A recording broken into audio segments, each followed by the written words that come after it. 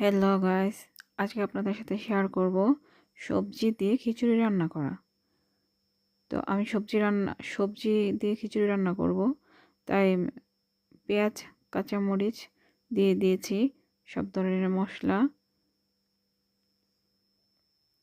আদা বাটা, রসুনের পেস্ট, হলুদ, মরিচ, ধনিয়ার গুঁড়া, কিছু এলাচ খাল দিয়ে দিয়েছি প্রথমে। এখন আমি ধুয়ে রাখা খিচুড়ির চাল, ডাল সব কিছু একসাথে মশলাতে দিয়ে দিয়েছি। এখন আমি ভালো করে মশলার সাথে খিচুড়ির চাল ডালগুলো মিশিয়ে নিব। আপনারা দেখতে পাচ্ছেন আমি মশলার সাথে খিচুড়ির চাল ডালগুলো সুন্দর করে মিক্সড করে নিচ্ছি।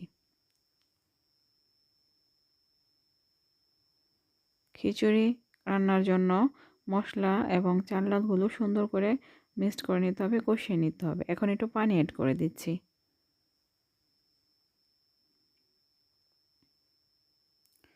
পানি অ্যাড করে একটু ঢেকে দিয়েছি ঢাকনা দিয়ে, যতক্ষণ না হালকা একটু কষানো হয়। ঢাকনাটা সরিয়ে নিচ্ছি, একটু নাড়াচাড়া করে নিচ্ছি। আমি খিচুড়িতে কিছু শুকনো মরিচ দিয়ে দিয়েছি যাতে ঝাল ঝাল হয়।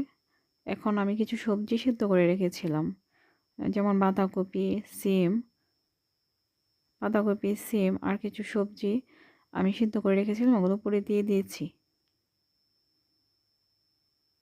এখন একটু ধনে পাতা দিয়ে দেব উপরে, একটু খিচুড়ির উপরে ধনে পাতা দিলে সুন্দর একটা স্মেল আসে এবং খিচুড়িটা খেতেও খুবই টেস্টি হয়।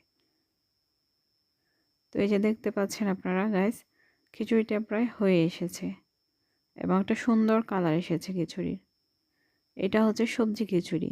আমি উপরে আরও কিছু ধনেপাতা দিয়ে দিচ্ছি। এখন দিয়ে দিচ্ছি জলপাই আচার সহ আচারের তেল। আমার জলপাই আচার করা ছিল, আস্ত জলপাইয়ের আচার তেল সহ ছিল। তো উপর থেকে আমি 3টা জলপাই আচার থেকে তুলে খিচুড়িতে দিয়ে দিয়েছি। এই যে দেখেন, তাতে কি হবে, খিচুড়িটা একটু জলপাই আচার হবে, আচারি খিচুড়ি হবে। তো সবাইকে ধন্যবাদ।